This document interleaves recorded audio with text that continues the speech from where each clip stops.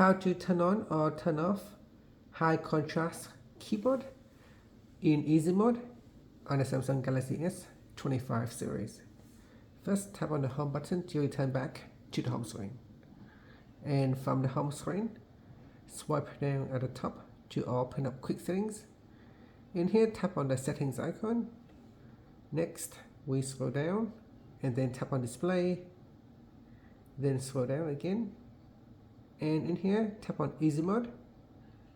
Next, we go down and then tap on easy mode. Make sure easy mode is switched on. Once it is turned on, you go down and tap on high contrast keyboard. Tap on the toggle button to switch it off or turn it on. Now you can also tap on the left hand side panel and select your favorite contrast keyboard. And that's it. After that, tap on the home button to return back to the home screen. Thank you for watching this video. Please like and subscribe to my channel for more videos.